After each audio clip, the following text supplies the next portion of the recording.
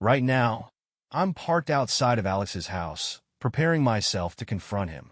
This is the guy my wife, Lila, has been seeing behind my back. I caught them 3 months ago and had it out with her. She begged for forgiveness, saying she still wanted to stay in our marriage. She promised me the moon, couples counseling, individual therapy, the whole 9 yards. She even gave me access to her phone, with a stern warning not to snoop without asking. She said she wanted to earn back my trust, and swore she'd cut Alex out of her life completely. But guess what? It was all a lie. She's still in contact with him.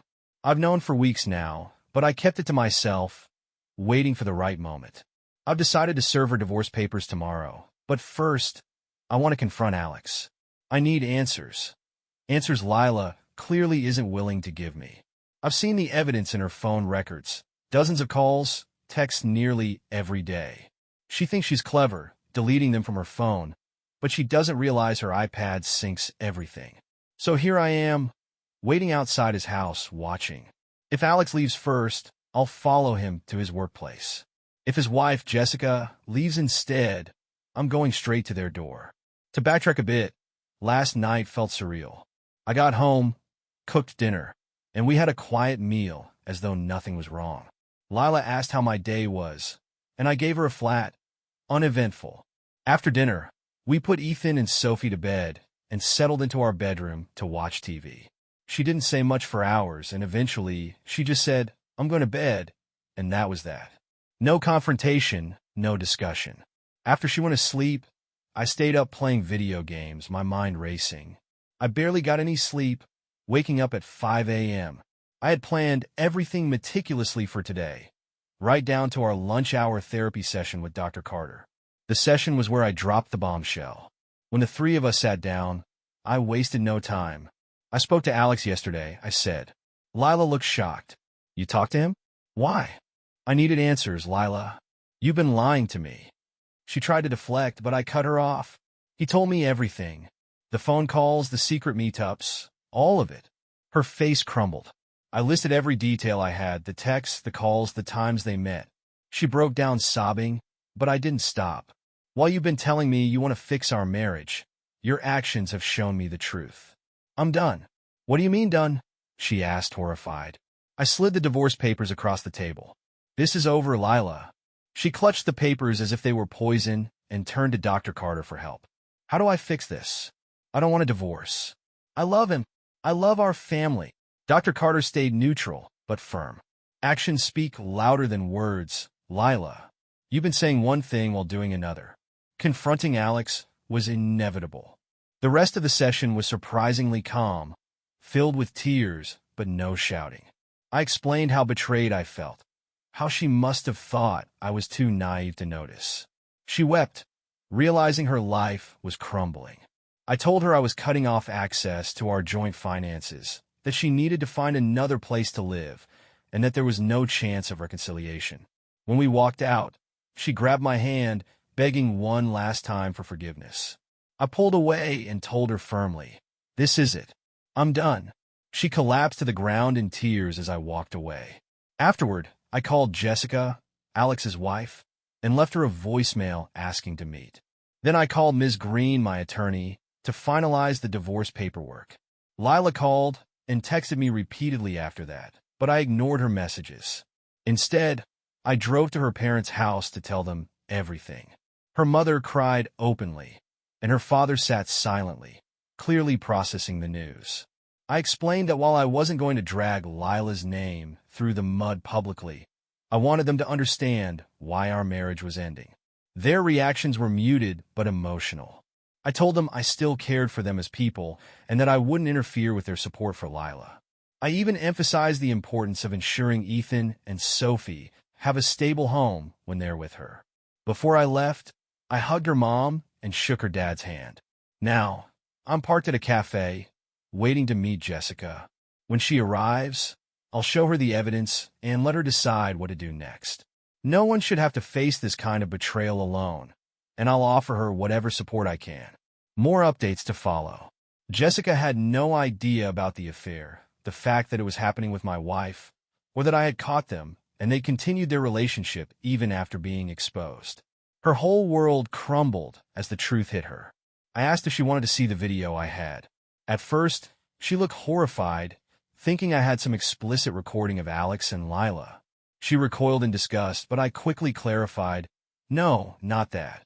I confronted Alex yesterday, and he admitted to everything. I recorded our conversation, and that's what I'm offering to show you. She hesitated, considering it, then said she wanted to see it. Yesterday, I'd spent some time trimming the video. The original was around 20 minutes of Alex fumbling, lying, and eventually confessing. I had cut it down to a succinct 60-second highlight reel. I pressed play and showed it to her. In the clip, Alex apologizes, admits his mistakes, and provides a few painful details about his ongoing relationship with Lila. As soon as his face appeared on the screen, Jessica broke down in tears. I paused the video and asked if she was sure she wanted to continue. She nodded, so I let it play to the end. There wasn't much left to say after that. I expressed how deeply sorry I was to be the one bringing this to her. She thanked me for opening her eyes, even though it was devastating. I told her I understood exactly how she felt. I'd been living the same nightmare for the past 3 months. I assured her that if she ever needed someone to talk to, vent to, or even just scream at, I'd be there for her. We hugged, and that was it. As I drove away, I couldn't stop thinking about how much pain she and her children must be in. Whatever happens next, Alex is definitely in for some tough times. When I got home, my phone was buzzing nonstop with calls and messages from Lila. She'd been trying to contact me since I left earlier in the day. I checked the security footage on my phone. She hadn't been home yet, so I headed back. As I pulled into the driveway, I saw her sitting on the curb smoking. The moment she spotted my car, she started yelling. "You told my parents, you low-life piece of garbage." I calmly reached into my shirt pocket and hit record on my phone, making sure the camera would capture everything. I stepped out of the car, facing her. "Yes, I told them," I replied firmly. "They deserve to know the truth about why we're divorcing." I didn't lie or exaggerate. I told them exactly what happened and asked them to support you through this. Her fury deflated in an instant. One moment she was raging. The next, she was a sobbing mess.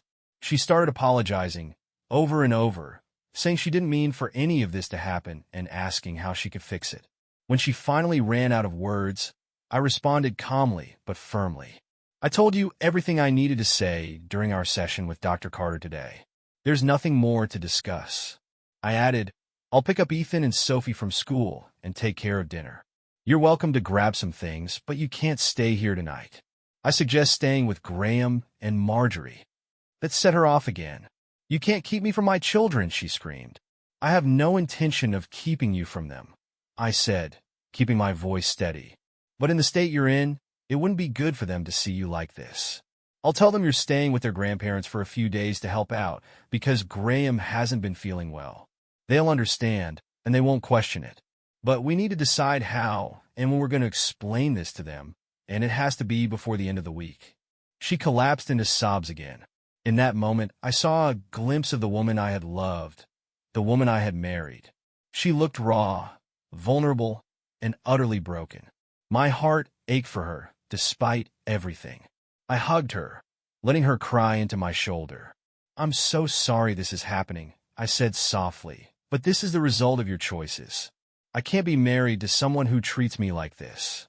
We stood there for what felt like an eternity, her grief spilling out onto me. Finally, she pulled away and leaned in, trying to kiss me. I stepped back. "That's not going to happen," I told her gently but firmly. She broke down again, and I turned and walked into the house. After she left the driveway, screeching away in her car, I walked into the kitchen and poured myself a stiff drink. It felt like the only way to calm the storm raging inside me. About 20 minutes later, I heard her come back into the house. She moved quietly, heading straight to our bedroom. From the sound of it, she was packing a bag. I stayed where I was, leaning on the kitchen counter, staring into my drink. Eventually, Lila appeared, suitcase in hand. She stood in the doorway, her face a mix of anger and heartbreak. "I hope you're happy," she said bitterly. I looked up at her. "I'm not happy at all," I replied. "I didn't want any of this. I wanted you. I wanted us. and I wanted a wife who would love me and treat me with kindness. But instead, I got this. So no, I'm not happy. Her face twisted with frustration, and she yelled, "Then why are you doing this? Why are you throwing everything we have away?" "I'm not the one who threw it away," I said evenly. "You did that when you went back to Alex. Now, I'm just cleaning up the mess you left behind." She hurled a few more insults at me, her voice sharp with rage, but I refused to engage. I stayed calm, not rising to her bait. When she realized I wasn't going to fight back, she stormed out, slamming the front door so hard that a picture frame fell off the wall in the hallway. I listened as her car roared down the driveway and disappeared into the night. I stayed in the kitchen, finished my drink, and played back the video I'd recorded of her yelling at me. I needed it as evidence, just in case things escalated legally. Later, I picked up Ethan and Sophie from school. When we got home, I gently explained that their mom would be staying with Graham and Marjorie for a few days. They looked sad, but didn't press me with questions. We spent the evening playing games, having dinner, and getting ready for bed.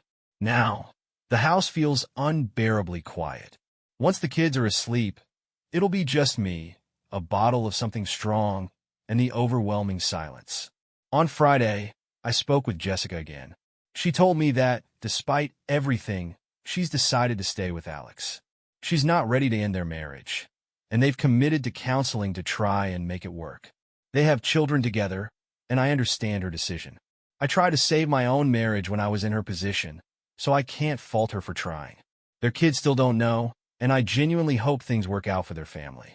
Jessica asked me not to contact her while they focus on rebuilding, and I assured her I would respect that. Meanwhile, Lila and I had another therapy session, this time dedicated entirely to how we would tell the kids about the divorce. She begged me repeatedly not to go through with it, saying she didn't want to lose me or our family. I told her firmly, "You made this decision for me when you went back to Alex after I specifically told you not to. You crossed that line again." She tried to justify her actions, claiming that she and Alex hadn't slept together since I found out.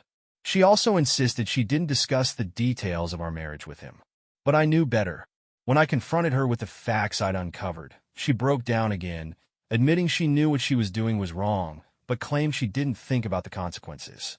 She said she needed someone to confide in, someone who wasn't me, her husband, the person she was supposedly trying to reconcile with. Every time I consider the possibility of forgiving her, of giving her another chance, I can't escape the lies. They roll off her tongue so easily, so convincingly, that if I weren't as informed as I am, I might have believed her. But I know better. Trust is irreparably broken. Even in moments when I feel a pang of longing, when I want to embrace her, kiss her, and reassure her that everything will be okay, I remind myself of the deception. That reminder keeps me grounded in the decision to move forward without her. Friday night, we sat the kids down and told them the truth. It was gut-wrenching. Ethan and Sophie were devastated, angry at Lila for having a boyfriend, and mad at me for leaving Mom. Lila didn't want me to mention Alex, but I stood my ground. They deserved to know the truth. Their first therapy session is scheduled for next Friday.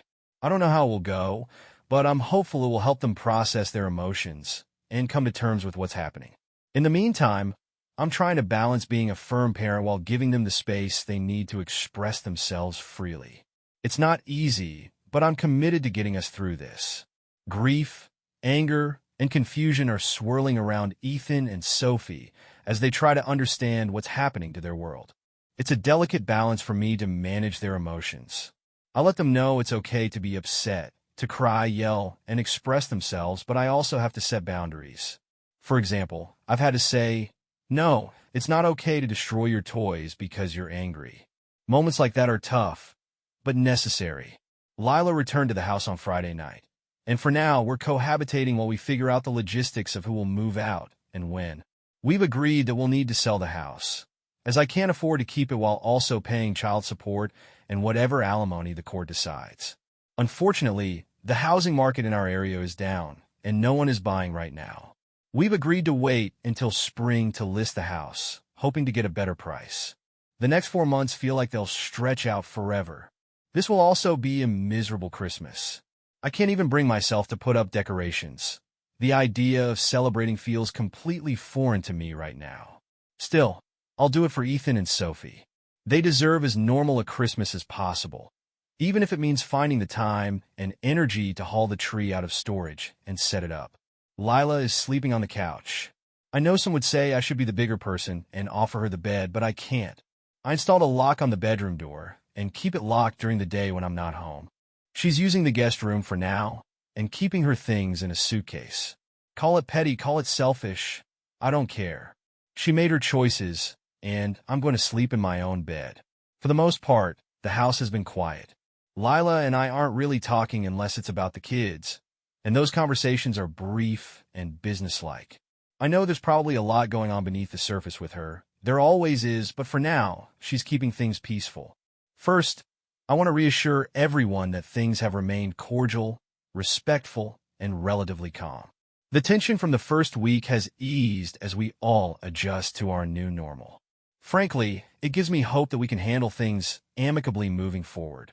Despite everything that's happened, Lila has been relatively honest and straightforward in recent days, and I've stayed firm in my resolve. Well, with one notable exception. Second, putting up the Christmas decorations turned out to be wonderful. The kids absolutely loved it. We played Christmas music, watched holiday movies, and kept the atmosphere light and fun. Lila joined in too. Since she's still living in the house, there wasn't much I could do to stop her.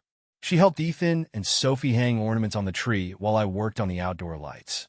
When I came back inside, we all had hot cocoa and watched Christmas Vacation.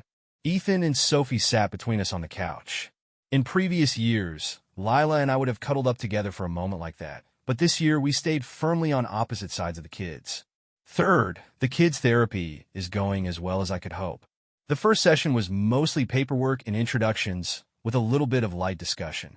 Ethan and Sophie were hesitant. They weren't sure how everything was supposed to go, and having both me and Lila in the room probably made them more guarded. The second session, though, was more productive. We started together as a family, but after about 15 minutes, the therapist asked if Lila and I could step out. The kids stayed behind, and when we returned, they shared what they had talked about. They expressed sadness and uncertainty, telling us they didn't want us to get divorced and didn't want to live in separate houses. Then came the moment that stopped me in my tracks. Lila started crying and said, "I don't want that either." I sat there, staring at her in disbelief. My jaw practically hit the floor. All I could manage to say was, "Are you kidding me?" I caught myself before saying anything more, but it took every ounce of self-control. What I really wanted to say was, "Then why did you do this? Why did you make these choices that led us here?" Let me start by saying that my wife, Lila, and I ultimately decided to give our marriage another chance. I know this decision will disappoint many of you. Trust me, I wrestled with my own feelings of disappointment and frustration for a long time. Even now, I'm not sure if we'll ever get back to 100%, but I can say that things have genuinely improved. It took us about 9 months of intense therapy, both individually and together, along with therapy sessions for the kids, to reach this point. Forgiveness and moving forward took monumental effort from both of us. And honestly, I'm amazed we've come this far. After my last update, I was adamant about one thing: no more slipping up. What happened that night after putting up the Christmas decorations was a serious lapse in judgment on my part. It felt like we were back to how things used to be, laughing with the kids, enjoying each other's company, and watching It's a Wonderful Life together. The eggnog and brandy probably didn't help my clarity, but I knew I'd let my guard down. Lila leaned over and kissed my neck softly, and instead of stopping her, I gave in. What followed was like we were a couple of teenagers again, passionate, reckless, and in the moment. But afterward, as I lay there, reality hit me like a freight train. I couldn't believe I had let this happen. After everything she'd done, after all the betrayal and lies, I felt disgusted with myself for giving in so easily. I told her that night that it didn't change anything. "This doesn't mean we're back together," I said firmly. "I still want a divorce, and this cannot happen again." She nodded and said she understood, but with her, who can really say? The next day, I scheduled an STD test because, frankly, I couldn't be sure of anything anymore. Thankfully, I didn't need to worry about an unplanned pregnancy since I'd had a vasectomy years ago, but the thought of any other consequences boggled my mind. How could I have been so careless? I was furious with myself, but I resolved not to let it happen again. From that point on, I focused on being clear and consistent about my boundaries. We continued couples therapy, and something surprising started to happen. Lila began opening up in ways she never had before. She talked about what she was thinking and feeling when she reconnected with Alex, the choices she made, and the guilt that had been eating her alive. By March, I noticed a shift in both of us. We weren't just going through the motions anymore. We were actively trying to understand each other. Therapy wasn't just a chore, it became a lifeline. For the first time in years, we were truly communicating, even about the painful and messy parts of our relationship. Lilo admitted that her actions had been selfish and impulsive, driven by her inability to handle the growing distance between us.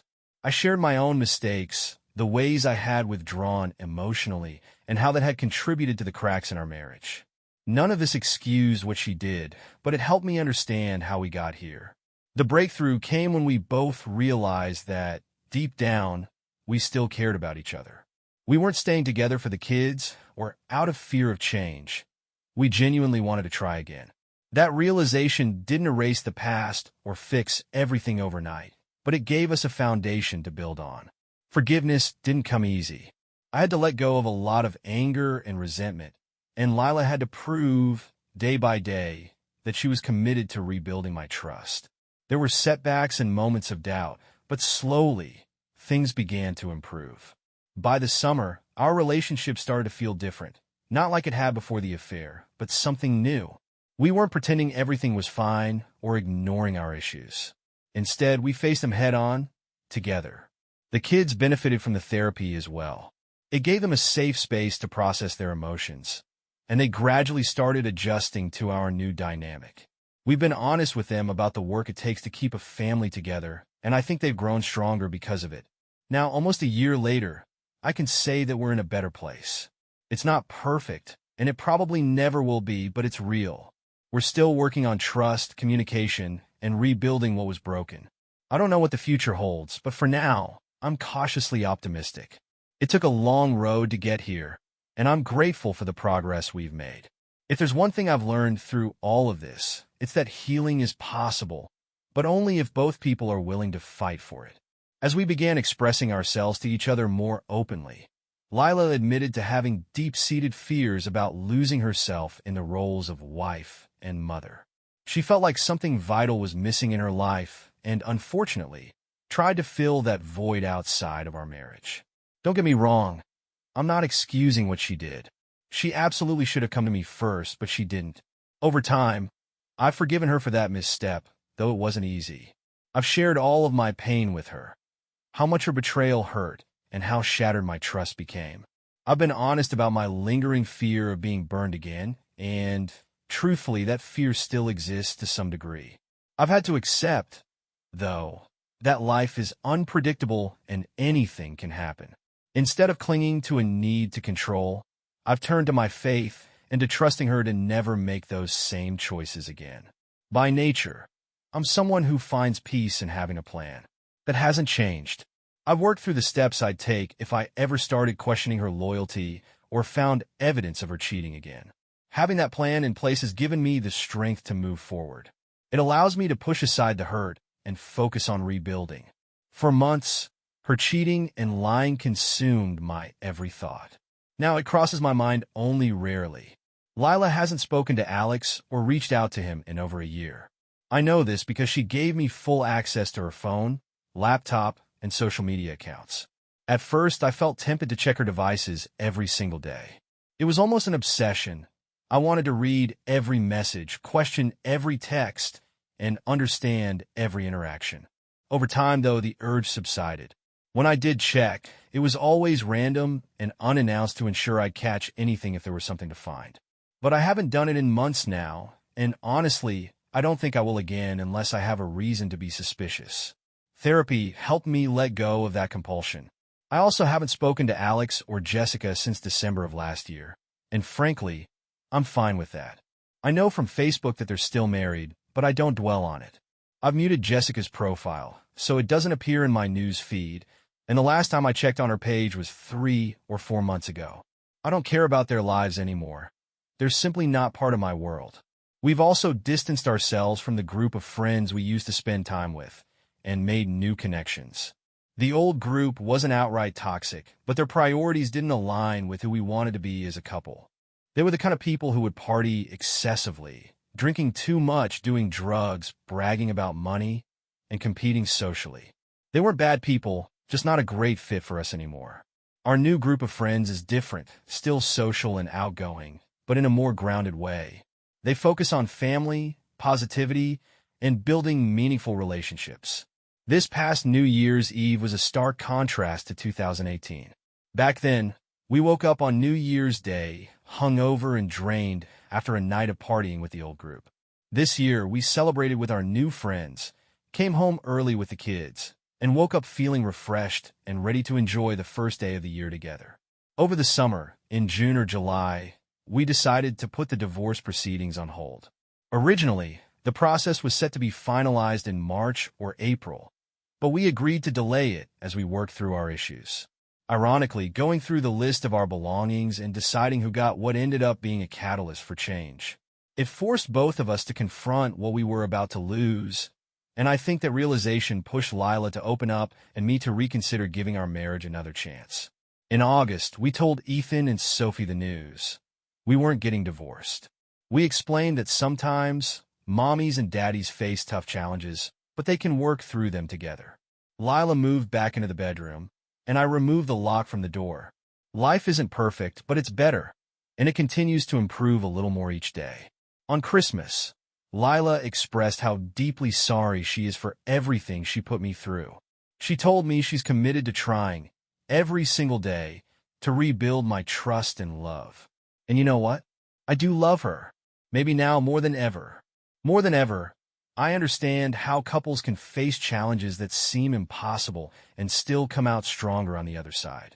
If you told me that a year ago, I wouldn't have believed it. Back then, everything felt broken beyond repair. But here we are, Lila and I, making things work. We're not just surviving, we're rebuilding. We've even planned a family vacation for spring break, something we're all looking forward to. Ethan and Sophie keep asking how many more days until we leave, and honestly, I think I'm just as excited as they are. For the first time in a long time, it feels like we're moving forward together. Every week, we still meet with our couples therapist, and both of us continue individual therapy on the side. At one of our sessions, the counselor looked at us and said, "You've made remarkable progress. Not many people have the resolve to do what you're doing." That comment hit me hard. It made me realize how far we've come, even if the journey has been far from easy. The beginning was rough, no doubt about it.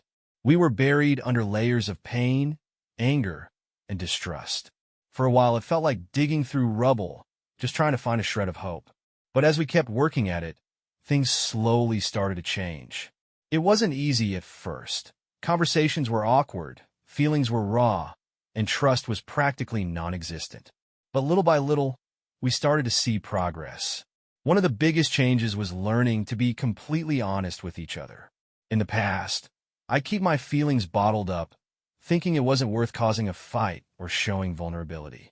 Lila did the same, but we couldn't afford to do that anymore. If I was upset or hurt, I told her. If she was feeling overwhelmed or scared, she told me. It wasn't just about speaking up, it was about listening too.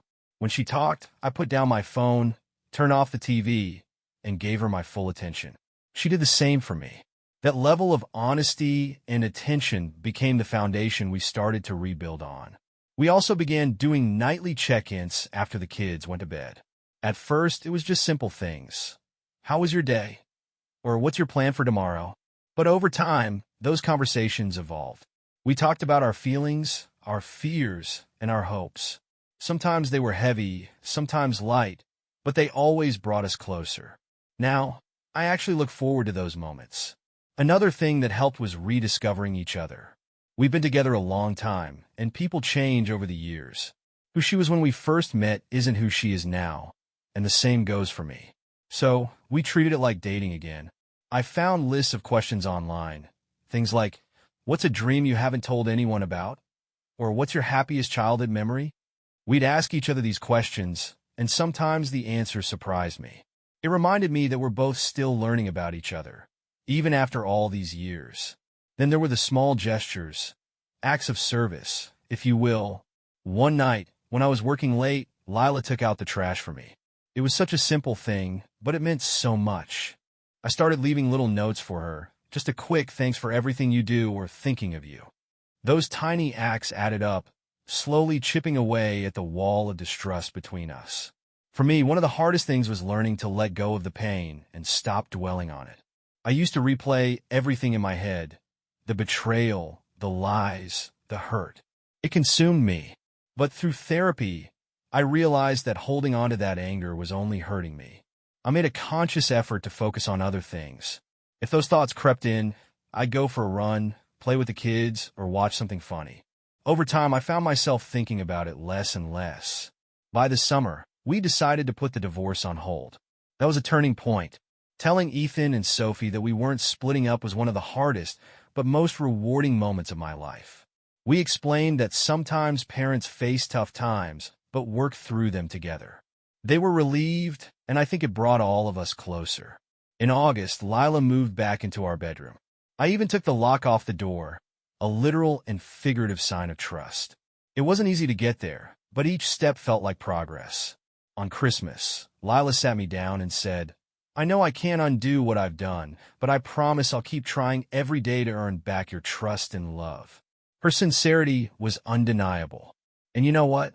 I do love her. Maybe now more than ever. Looking back, I never thought we'd make it here. The road was rough, and I still have moments of doubt. But those moments are fewer and farther between now. I know we're not perfect, but I believe we're stronger than we were before. If sharing this story helps someone else, then I'm glad I told it. Every couple is different, and not every relationship can or should survive something like this. But for us, it was worth the fight. And for now, I truly believe we'll be together for the long haul.